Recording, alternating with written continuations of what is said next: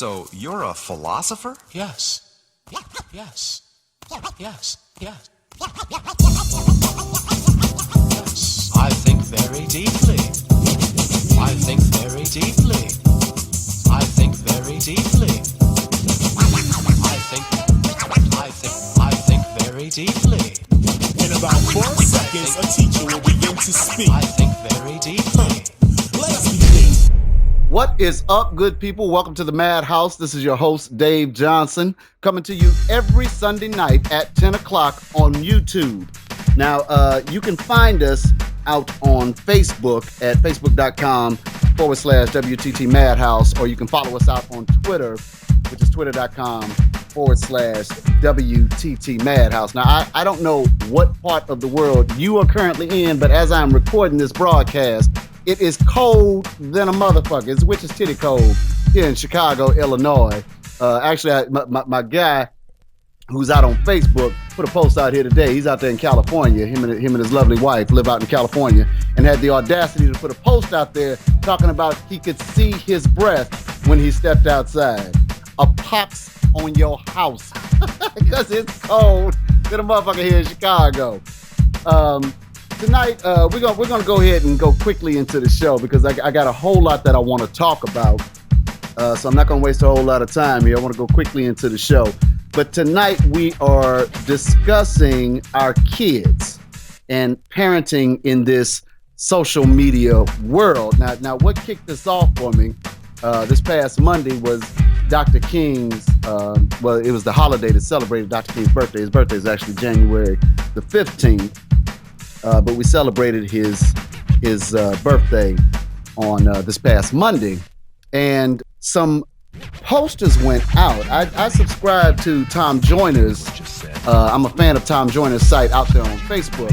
He put some posters out there. Now last year, right around Dr. King's birthday, some posters went out with his face on an image for a twerk party. It was a plugger for a twerk party. And this year, Tom Joyner actually put a collage. So when you thought the foolishness had ended last year, it really had not, because there were more twerk parties and more people had put Dr. King's image on these twerk party pluggers. And you know, my wife and my daughter have both accused me of being very emotionally reactive. And I quickly jumped out on Facebook and condemned the usage of Dr. King's face on these twerk party posters. But being 44 years old, getting a little bit older, I had the opportunity to kind of sit back and really think about what it is that had our generation so upset and so angry. And it's really had me thinking all week long about what is it about that plugger that really had so many people upset. And I really wanted to address that this evening. And I actually reached out to some sociologists because clearly this is a cultural, a social issue. And I did not realize sociologists were such rock stars. None of them got back to me. I hit about 6 different sociologists, and none of these motherfuckers got back to me. I mean, you know, I mean, motherfucker in the most loving way, because I do believe one of them is out there on Facebook and may hear this post. I mean, motherfucker in a very loving way. But none of them got back to me. I didn't realize that they were so busy. Anywho, but I had been discussing this issue all week long, and with my partner, my friend in SCI, and convinced him to come on the show and help me work this issue out. He, in addition to being a certified genius, is also a parent. So I asked him to come on the show so that we can sit and kind of address this issue. And I would like to bring to the masses my man, Rodney Brand. You know what? You better not get used to this. That's all I gotta say. I called in quite a few favors to make this happen. Do not get used to this. No way, no how. Rodney, you saw the pictures, man. You saw the images. Yeah. of Dr. King on these twerk party posters. And I don't want to stay here very long because I really do want to kind of and maybe I didn't introduce this properly, but I certainly want to address trying to parent our kids in this social media uh, um, generation that we now find ourselves in. Mhm. And as far as the Dr. King posters are concerned, I really sat and thought about it because I've seen images of Dr. King's face on Mount Rushmore. People have photoshopped his face on Mount Rushmore and said, this is where the king belongs. If you're going to highlight these presidents of the United States, and certainly you need to highlight somebody who made such a change in the civil nature especially between whites and blacks in this country. And I've seen him photoshopped on Mount Rushmore. Nobody raised a furor about it, but this image of him on these twerk party posters had our generation up in arms. And I really had to sit and think about it. Well, let me ask you, what made that so disrespectful to you? What do you think made that so disrespectful? First and foremost, nobody that you know or nothing that you read or saw uh, expressed outrage at Dr. King's face being photoshopped on Mount Rushmore. Believe me, there are some people in this country who either have seen that or would see that and would say all kinds of negative things. You just wouldn't hear it say it, or you don't go to the websites or the places where they say it. Trust me. And it's not us, and it's not it's when I say us, I mean the African American community, and it's not the kids. But when I first saw those images, those pluggers. Now, first and foremost, this isn't the first year, and last year is the first year that I've actually seen those. Those get circulated, from what I know, for the past 3 years. The first time I saw one was about 3 years ago on Facebook, and yeah, when I first see it, the first thing I think is, "Oh my God, that's so disrespectful." Who would use Dr. King's image in such a way to promote a party, weekend parties over the 3-day weekend for the King holiday?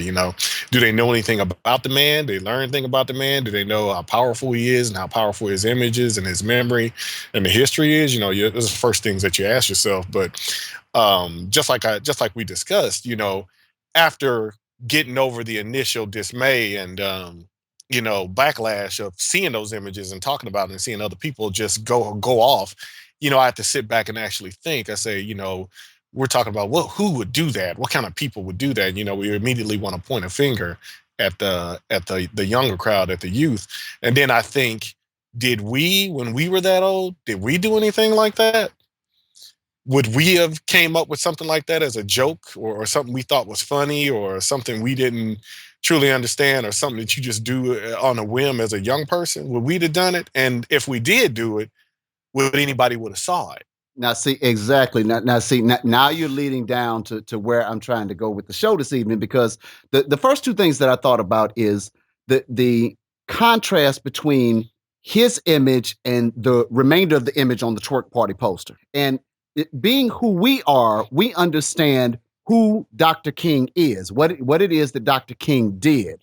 So it makes me wonder, is part of our anger, if we know that the educational system in this country sucks, okay? If we know that the educational system in this country ranks damn near last globally, you can't get upset at the educational system for not informing our children as to who Dr. King is. So is part of our problem that we are upset with ourselves that we did not instill enough in our kids to know that you don't do something like that with a figure like that.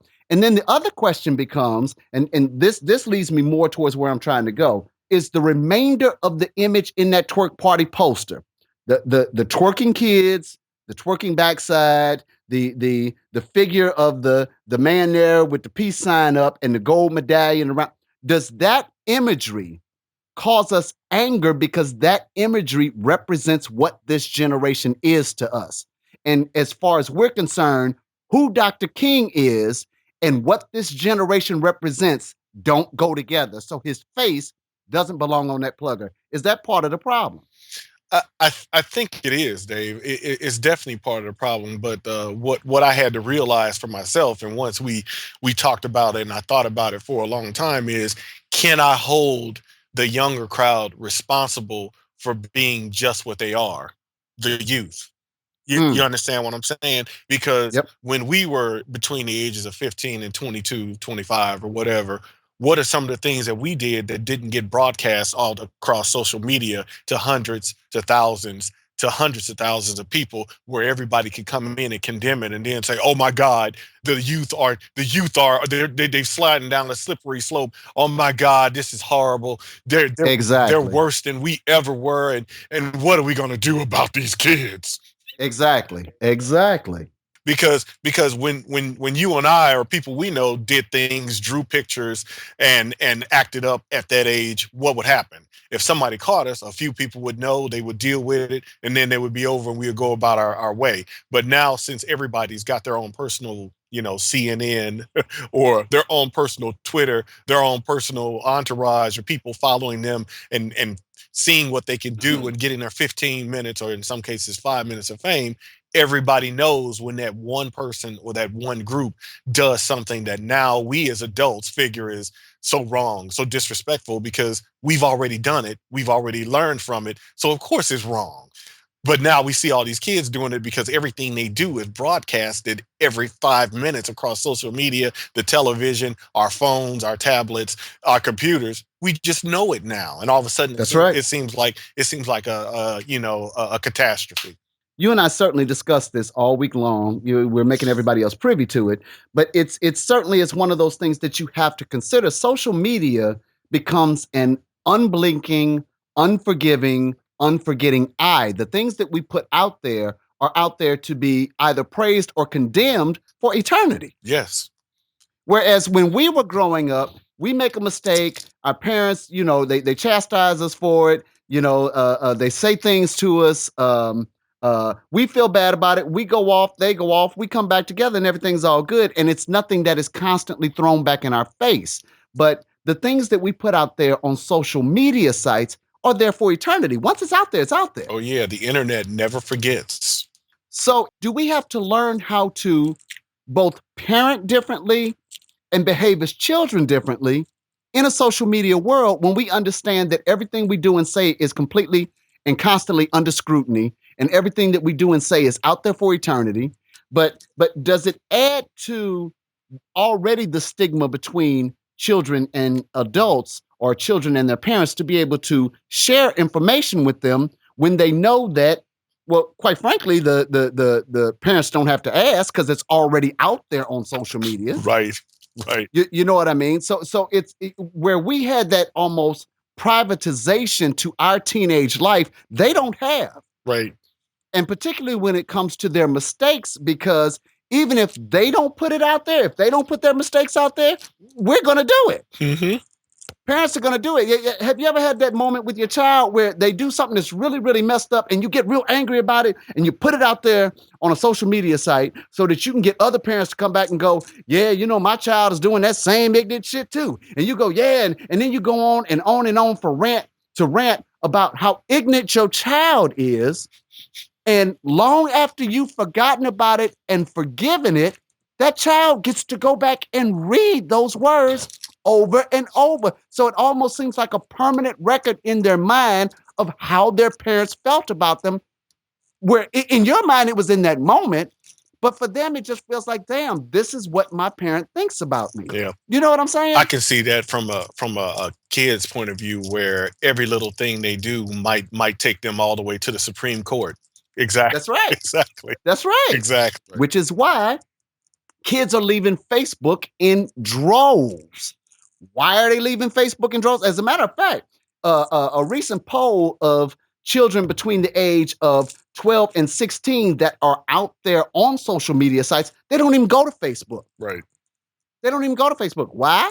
Because all the old people are out there. Everybody's there. Right. Facebook has a demographic range somewhere between 10 years old and 100. There is somebody out on Facebook with a profile with their age as 100. Right. On Facebook. Right. Right. So kids don't have the option or the luxury to go ahead and just be kids. It's a very that time, especially that teenage period of time, is certainly a life shaping. It's you're trying to discover yourself. You're trying to figure yourself out. You mix a little bit of truth with a little bit of lies. Mm-hmm. You tell people, you've done things that you haven't necessarily done just because you think it's cool. Well, that's hard to do when your mama's coming out there going, nigga, quit lying. You ain't saved no baby in no burning building. The level of isolation that the youth used to have, or as we can go back 25, 30 years, even further than that. The level of isolation you used to have as a kid and we used to have as parents with our children, raising them, passing on values and other things, that has shrunk immensely over the past, I'll say, what, 15 years since the birth of the internet. That isolation you used to have to be able to be the primary voice or the primary influence in your kid's life, that's changed. The digital millennium has changed that. Social media has definitely changed that. So as where you were fighting as a parent against your kids' friends, the people that are in your kids' school, high school, middle school, grade school, now you're fighting against an army of young people who are on Instagram, Snapchat, Twitter, and before they started deserting Facebook. So the voices of dissension and the voices of the opposition are a lot louder and a lot bigger than they used to be. The challenges are the same, the behavior and the kids are the same, but as we said before, the rules of engagement have changed. When we were coming up, or the Early early 80s, 80s. early 80s, yeah. If our parents did not want us socializing with another kid, it was as simple as standing there at the door and saying, no, Dave can't come outside, or no, you can't see him. That was it. Boom. Cut me off. Smooth cut me off. Okay. You didn't want me communicating via phone. Okay. Well, you only had one phone line in your house. So, if somebody called and they didn't want to, no, Dave's not available to talk right now, or she would tell me, or my old man would tell me, no, you can't use the phone. And God have mercy on my soul if they ever picked up that phone and I was on the motherfucker. Right. You know what I'm saying? Right. But in this age that they're living in, where communication is on a 24/7 constant basis in so many different means, so many different areas, it becomes one of those places where, like in high school, if you think about The Breakfast Club, the movie The Breakfast Club, where it talked about all these different, what's the word I'm looking for? You had the jock. Archetypes. Yeah. You had the jock, you had the nerd, you had this, you had that, and blah, this, blah, blah, blah. Well, if you're participating in social media, it quickly becomes a situation where you never have to feel alone in a situation. Nope. You can always find thousands of people. If you're a bully, you can find thousands of bullies that are going to support you. Right. If you're a nerd, you're going to find thousands of nerds. If you're a jock, you're going to find thousands of jocks. So it's almost empowering. And if you think about going through your teen years, which is such a place where you are looking to feel empowered, your teacher talks down to you, your parents talk down to you. If you're an adult, what is the one thing we say all the time? Being a freshman male is the lowest piece of status you can ever get to. You on the bottom of the food chain. You on the bottom of the food chain. But if you're attached to a social media, oh no, you're gonna find other males, freshman males that also feel the same. So you never have a sense of feeling alone. And it gives you a sense of power. So much so that when your parents start talking to you and you don't want to hear them, you can tune them out now. We couldn't tune them out then. I don't know. I guess it would depend. I mean, if you think back to when because believe it, whether people want to believe it or not, the kids haven't changed. Kids are still kids. Human nature is still human nature. They're still acting the same way. They're still going through adolescence. They're still going through puberty. They're still doing the exact same things that we did. Okay. Like we said, the environment's changed. Our society has changed, but the kids are the same. So whereas we were, whenever, our parents would say, oh, don't you ever dare disrespect me. We were talking about what would your mother and your father say was disrespectful? The way you talk to them. Some would be the way you don't talk to them. If your mother told you something, some people had parents where if they gave you a command or they said something, you had to say yes, ma'am, no, ma'am, right then and there. If you didn't say anything and you walked away, that was deemed as disrespect. So there's a little bit of variance in there, but still, they're not doing it out of, like you said, you got to know that you're disrespecting your parents or disrespecting somebody in order for it to be deemed as such. If you're not used to it, or if it's something you're not even listening to because you don't think you have to, or you don't have to pay attention to it because you've got 100 friends online, or 100 people that you following, or 100 people are following you on a Twitter account, and they listen to everything that you're going through, and they can say, "Oh man, I know exactly what you're talking about. Oh girl, yeah." And they're listening. Right. They're My listening. mom does the exact same thing. Oh yeah, whatever. We should get together. We should form a group of kids who feel like this. We should form a group of kids who have been going through this, who've been going through that. And before you know it, you've lost the ear of your kid. The gauge for what used to be, the barometer for what used to be socially acceptable used to be our parents. Right. You would sit in church, and you got to go all the way back to find Dave Johnson in church, but you sit in church and your mama would tell you, you don't chew gum. You don't chew gum in church. You walk up in here, you take your hat off, you this, that, and the other, you blah, blah, blah, blah, blah, blah. So what was socially acceptable, that barometer that was what was allowed, was set by your parents. Mm-hmm. Now that social level is being set by your peers, other kids. What the kids have to say is actually more important than what your parents have to say. And for a variety of reasons, but one of them that I'll touch on is, in this society, if you're either in a one-parent household where the mom is working or where the father is working, or if you're in a two-parent household where both parents are working, and everybody used to complain that our TVs are raising our kids, or this music is raising our kids, or these movies are raising our kids. Now the truth is, social media is raising our kids. And if you go a step further than that, that means kids are raising kids. Yeah. Kids are raising kids because what they're listening to is other kids. Those kids are becoming the barometer for what is socially acceptable. Yep. But remember, Dave, that was still the case 25, 30 years ago, 40, 50 years ago. But the problem is now they're doing it in mass, and the information transmission is almost at the speed of thought, the speed of light. Okay. It's almost as if, as parents, we have to be able to scream louder. We have to move quicker. We have to understand the playing field. We got to understand the piece parts, the pieces on the board, because the game done changed.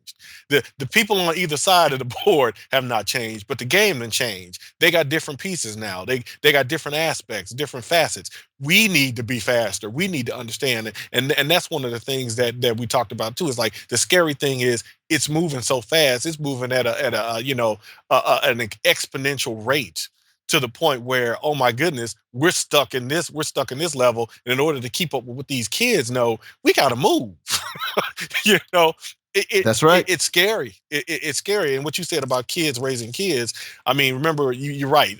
Throughout the years, they would say that television's raising our kids, video games are raising our kids. And now, since we got social media, like you said, the kids are raising the kids. I'm like, oh man, seriously, yeah, most definitely. One of the things that exactly going back to what you just said and talking about how we're in a new age and a new technology, and the kids, most of the kids were born into it. Okay. We're the ones that's having to learn it. So it's funny when you listen to folks our age who are parents who are talking about, back in my day, my mama would have knocked me on my ass if I did this, that, and the other. And back in my day, my father would have this, that, and the other. And the reality is, this ain't that day, not by any stretch of the imagination. Yeah. It is exponentially not that day. And so I'm wondering, in this battle to parent our children, if our generation is so hanging on to the way that we were parented that we're not growing with the technology. We're not growing with the social media. We're not growing with this generation. We are failing to understand how to parent kids in this age. Right. So much so that the kids have kind of given up on us. It's almost like the kids are poo-pooing us and patting us on the back and saying, it's okay, mommy and daddy, it'll be all right. What, really? Right. Exactly. When we get to ranting about, oh, my mama would have knocked me on my ass if I'd have this, that, and the other, and back in my day, and it's like, dude, because for their generation, back in the day is last month. Mm-hmm. Technology is moving so fast for these kids that back in the day is last month. Yep, exactly. Or 2 years ago. Or 2 years ago. 2 years ago makes you an old man. Yeah. Yes. And that's the disconnect that I think as parents, and I'm not going to give kids a complete pass. I'm not going to give them a complete pass, but I think that's the disconnect as parents. Us folks that are 35 and older, I think that's kind of what we're missing, is that we don't have the luxury. We cannot parent the way our parents did. Because the times have just changed. First of all, you put your hands on a child in this day and age, and you're going to jail. Yeah, that's wild, isn't it? In this information age, children are smart enough to realize what the law says. If they don't, there are kids who have gone through the process who can tell them. Why? Because of social media. And the biggest thing that they know is up until 18, I don't know how it is in Missouri. I'll tell you how it is in Illinois. Up until 18, that child is solely your responsibility. So it doesn't matter what that child does, how bad that child acts, he don't want to go to school, any of that. That responsibility falls on the parent. State ain't gonna help you. Okay? Right. And the children are smart enough to realize that. They know they can act a motherfucking fool and nobody's going to come and save the parent. Okay? Right.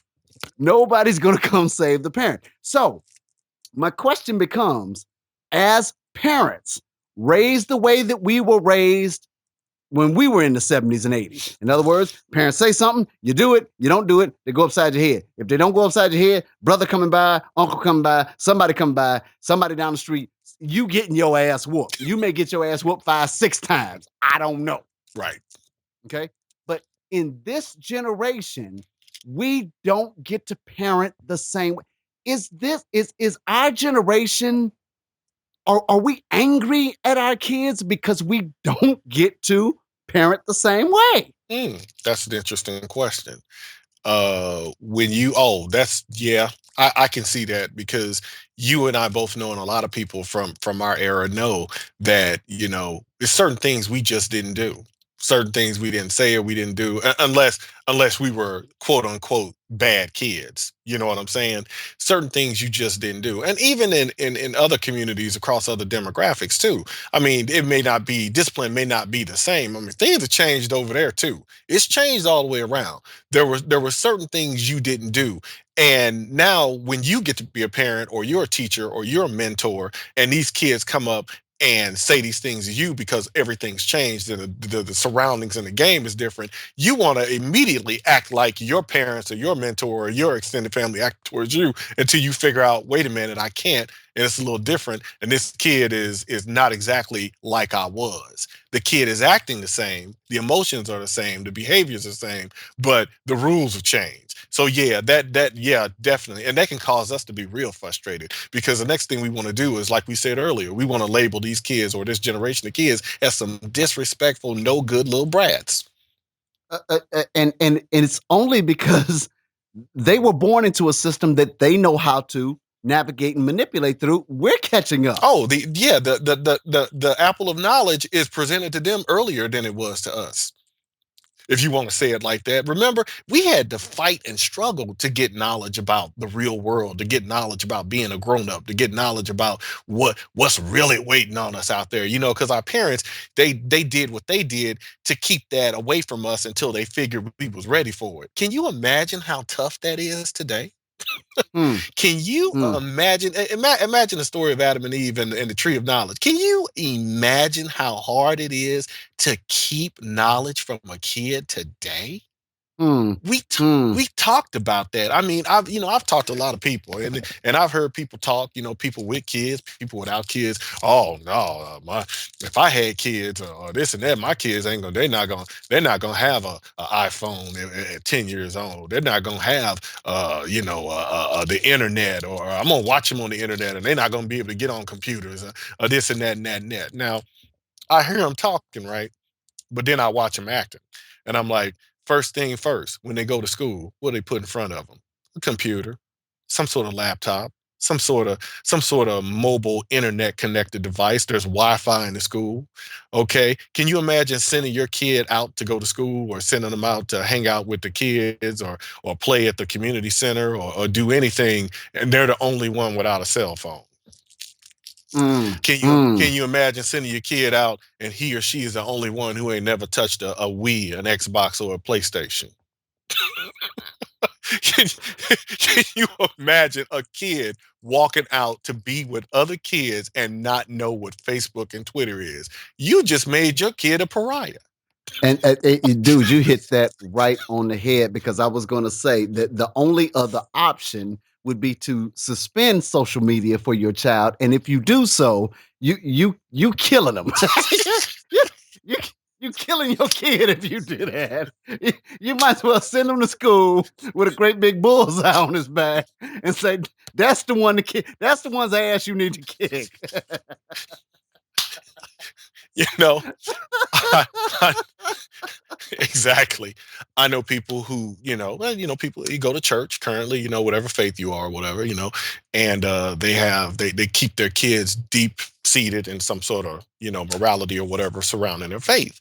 And I was like, okay, well, depending on what your faith is and your religious community, your congregation, maybe you have one that doesn't allow kids or young people to interact with the outside world via social media, or cyberspace or whatever. But I don't know of any.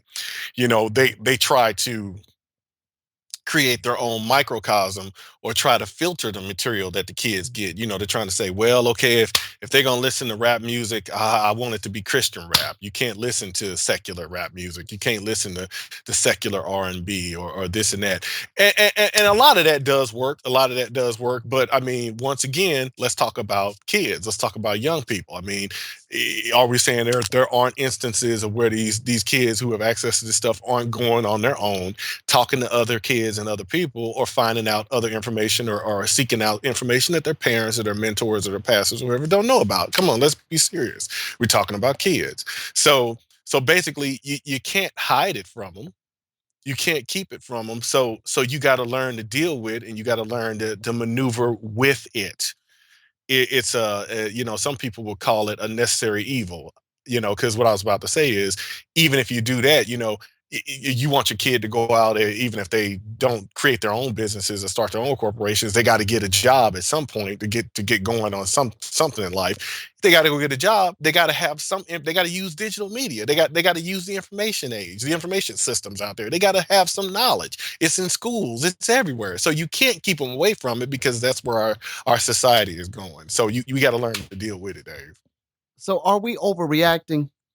Or is this a great big, when we talk about the, oh my God, this is the most disrespectful age of children, the most disrespectful generation of children I've ever seen in my, are we overreacting? In addition to the kids and the teenagers and the children having access to social media, we also have access to social media. Oh yeah. And suddenly, when we're talking about what, like you said, is a common problem between parents and teenagers in that age between 12 and 18, where they're going through that that period of time, that rebellious period of time, where they're going to fight back against their parents.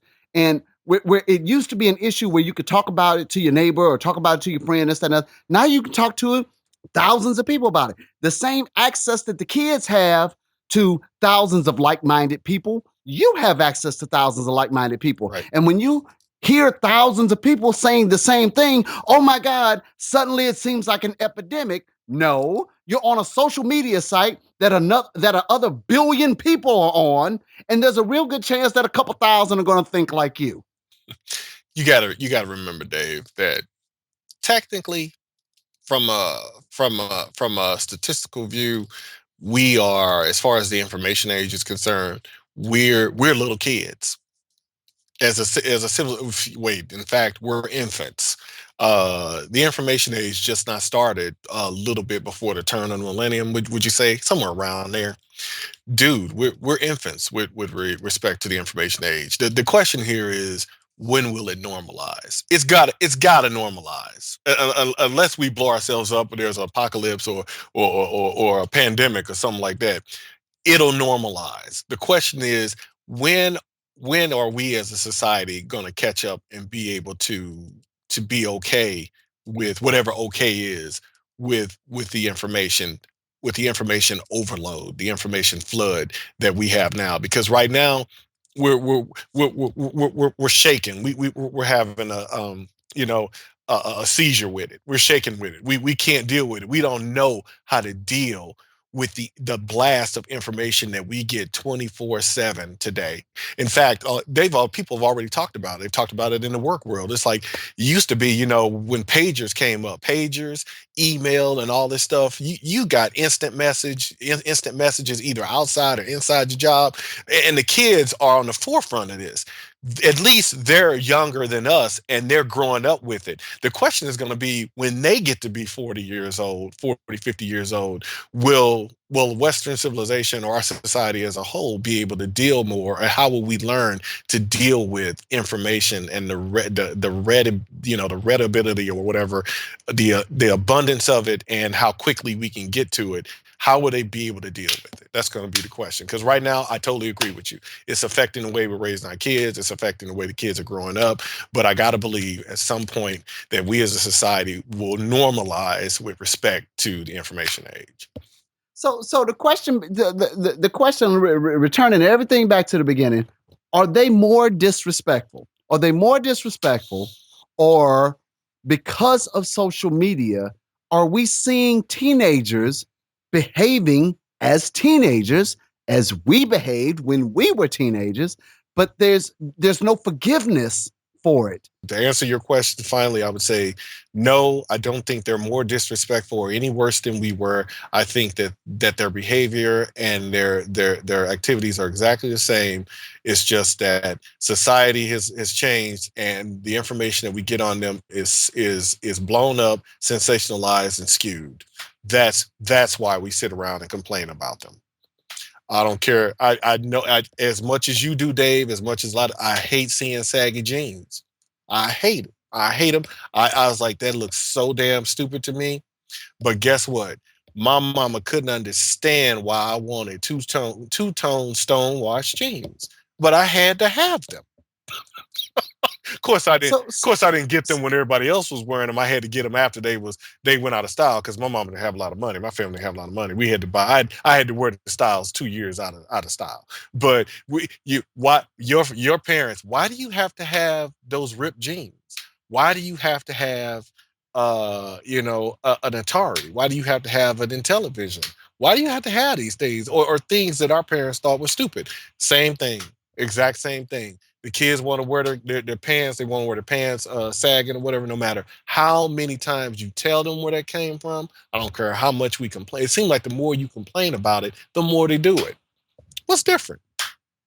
so as adults, do we need to learn how to adapt to social media? Do we need to be smarter in the things that we say about our children out on social media? Because if you tell a generation of kids that you're stupid, that you're dumb, that you're disrespectful, then after a while they're gonna go, fuck it, I might as well be stupid, dumb, and disrespectful, because that's what they think about me anyway. Yep, it could be a self-fulfilling prophecy. Yes, I agree with So that. so should we be adult?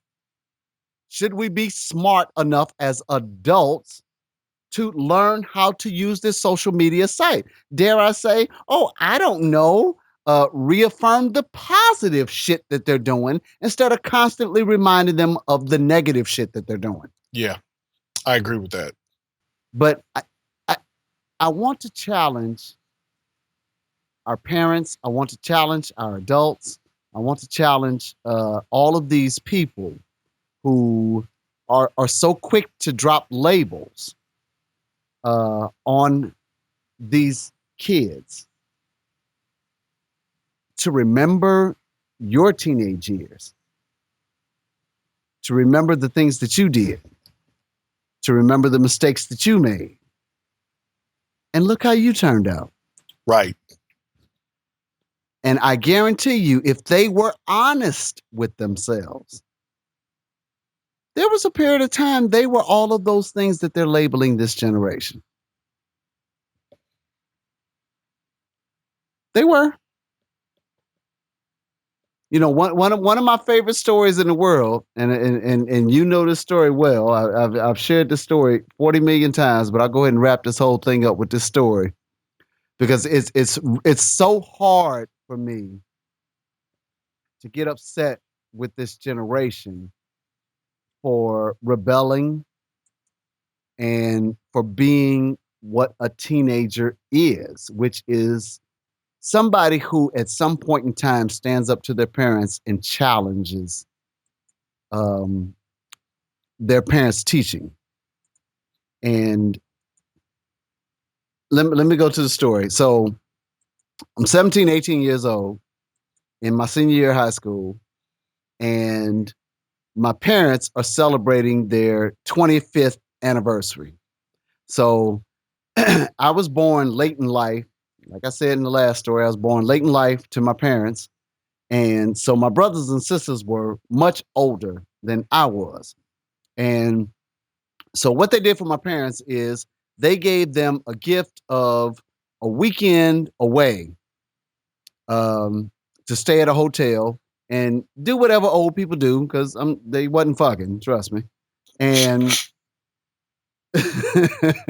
so they were gone Friday to Sunday. Well, the whole plan and the whole reason for doing that was so that Sunday when they came back, we could bring them by my sister's house, and we had this huge surprise for them where all the family and friends were there, and we were going to have a party for them on their 25th anniversary. Well, that meant for a 17, 18-year-old, however old I was at the time, that mom and dad were going to be gone from Friday to Sunday. So what did I do? I planned a party. Let me get all my niggas over at the house, and we gonna all drink and smoke and do ignorant shit. And hopefully, if I'm lucky, I'll fuck that weekend. Okay? So.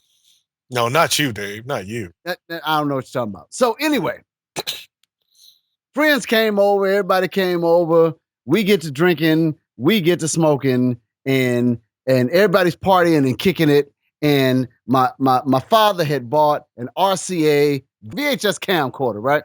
So once the party's getting on and I got me some of that sauce in my system, I break out the VHS camcorder and I'm running around and I'm recording all my friends and we're partying and we're kicking it and all that good fun stuff. Well, Sunday rolls around and my parents are coming back and we all supposed to meet over at my sister's house and for my parents' anniversary party, right? So my sister calls me and says, Dave, hey, you in charge of the video recording. Make sure you bring your RCA video camera. Okay, fine, no problem.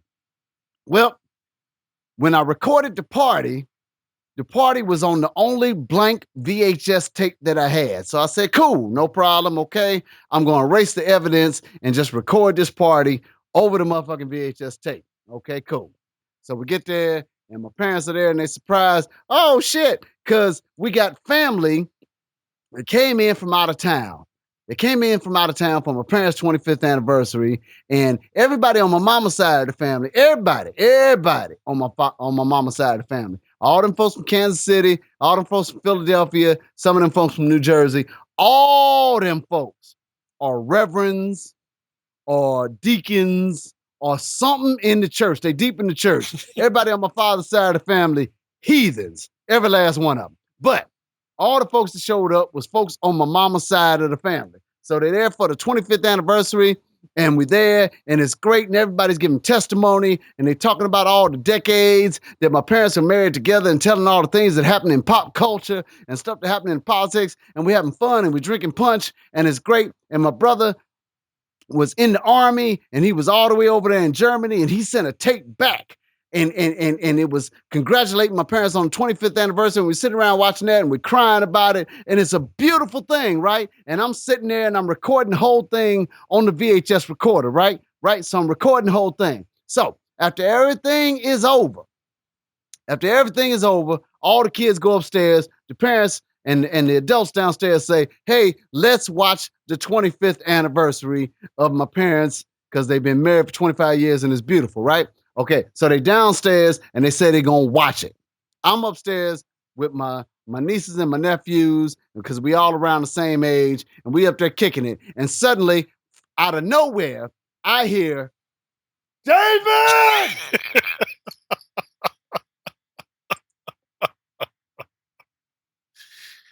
Yeah, Okay, I gotta explain. you know that sound. Yeah. Everybody in everybody's family has that kid. Yes. Everybody's family has that kid. Of course. That kid who's always in trouble, always does that fucked up shit. I was that kid. Yep. It didn't matter. If my mama walked in the room, if my father walked in the room, my brothers and sisters, my aunts, cousins, it don't matter. If they walked in the room and there was something fucked up in that room, I would hear, David! I was that same kid. Yes. Okay? Yes. Because that meant that there was something fucked up and 9 chances out of 10, David did it. Yeah. Okay? So I hear that sound and in my mind, I'm thinking to myself, okay, well, fine. Maybe there's something wrong with the tape. So I go downstairs and I walk in the room. And as soon as I walk in the room, it's a whole room full of my family and friends and all these religious folks that done came up from Kansas City and New Jersey and Philadelphia. And there's my father. And my father's sitting there. And my father's giving you that look that only a father can give that lets you know, nigga, you done fucked up. Okay? So my oldest brother, Butch, okay? My oldest brother, Butch, is standing over there by the VCR, and he's got the remote in his hand, and he's telling me, nigga, watch this shit. Nigga, watch this shit. And I'm still thinking in my mind, oh, man, I done fucked up. I done recorded their whole anniversary, and folks done gave all these testimonials and all this stuff, and maybe the tracking was off. Right. Because back in the 80s, you know, when you're talking about VHS tapes, you're talking about the tracking, right? That's right. Maybe the tracking is off. And this nigga pushes play on this motherfucking tape, okay? And what comes on the screen but Dave W. Johnson with a drink in his hand, okay? He walks up to the camera, puts his arm around this woman. There's a girl, because you're talking about somebody 17, 18 years old. He puts his arm around this girl, hand draping right there next to her right titty. Looking at the screen, flat drink in his hand. Looks right into the camera and goes, man, I'm drunk than a motherfucker. I'm drunk than a motherfucker, man. We having fun up in this motherfucker. I'm drunk than a motherfucker. So I say all that to say, teenagers fuck up. Teenagers fuck up. The only difference is in this media world, in this social media world, there's no forgiveness for that fuck up. There's no forgiveness for it. And what we have to understand as parents, to me, what we have to understand as parents is this is a whole new world. What Disney movie was that? A whole new world. This is a whole new world, dude. It's a whole new world. Aladdin? I think it was Aladdin, or maybe it was Little Mermaid. No. It was something. No, yeah, I had daughters. It was Aladdin. But go ahead. I will trust you on that. I will trust you on that. One daughter, 3 stepdaughters. You are the man. But in this age of social media websites, we certainly need to understand as parents that these children were born into this world. We are the ones that are having to learn this. And we cannot possibly expect to parent our children the same way that we were parented. And that possibly there's an adaptation that needs to happen. And as much as we would like to say, no, sorry, kids, y'all need to do it my way, they're the ones that are a little closer to understanding the way the world is going. And as much as they need to learn from us, we also need to learn from them. I will go with that too. And with that, I will say thank you so much for listening to this show. Welcome to the MadHouse. We will be coming to you next Sunday. Now, like I said last week, it was either going to be about these crazy ass kids, or it was going to be about what was the other thing that I said it was going to be about? You talked about World Star Hip Hop. You talked World about the kids. Star Hip Hop. Yes. Well, we dealt with the kids. So next week is possibly or probably going to be about World Star Hip Hop. I may change that. I don't know. Yeah. That's the beauty of having your own show. You can talk about what the fuck you feel like when the fuck you feel like. I don't know. But the thing that I'm certainly I want you all to start getting used to, and it's like I told my man, the first two shows were about weed and porn. And in addition to Welcome to the MadHouse, we also have a company called SEI Studios, and one of us got to stay clean. One of us got to stay clean. So they went on ahead and sacrificed the artist of the company, and I went on ahead and stepped out there on the weed and the porno episode. And my man went on ahead and came in when I started talking about the kids and started talking about parents. And he was like, aha, I can talk about that. So I got my man out here to talk about it. But I certainly want to begin to start bringing people in on Welcome to the MadHouse. So if you are interested in being a guest co-host on Welcome to the MadHouse, inbox me, let me know. It sounds a whole lot easier than it really is. So if you're one of these folks that's timid about recognizing it, oh shit, this nigga recording my voice, then don't contact me. Don't contact me. But if you're somebody who really has something that you want to say and you want to put out here, then please get back at me. I would love to go ahead and start bringing in folks from Facebook. Welcome to the MadHouse. I really want to become, or I want this show to become a media extension to Facebook or to social media, such that the folks aren't just commenting out here in words, but you actually get to come on out here and put your opinion out here. So I appreciate my man coming out here. Trust me when I say it was like pulling teeth to get this motherfucker out here. If this microphone wasn't on, this motherfucker talk a whole lot. Trust me when I say that. He talk a whole lot, and he's certified genius. So the shit that he say ain't just babble. It's actually some interesting shit. As a matter of fact, half of the last episode, and I probably shouldn't say this because, like I said, we're trying to protect our business interests. But half the last episode, I got that information from that nigga. You exaggerate. Not true. But this the MadHouse, and we know how David is. So. But thank you all so much for listening this evening. I will see you next Sunday. Well, welcome to the MadHouse. We'll come back to you out on YouTube. Please tell your friends about it. Tell them to subscribe. It's great that they listen. As a matter of fact, the last podcast that I did on what was it called? I want to feel good. That last podcast actually did better in its first night than the first podcast did in an entire week. So folks are most certainly listening. But I need you motherfuckers to subscribe. Subscribe to the YouTube channel and tell your friends to subscribe to the YouTube channel. Or at the very least, please like our fan page out there on Facebook. But we definitely getting some stuff done. And like I said, if you would like to appear on Welcome to the MadHouse, inbox me or call me, email a motherfucker, do something, send me a smoke signal or something. This show is for my folks out there on Facebook. If the old folks are the only folks that are out there on Facebook, then let's talk, goddammit. Let's get some shit out there and make some changes. But in the mean and in between, talk to your kids. Don't just vent out there on Facebook. And if you do, be careful and understand that what you put out there is out there for eternity.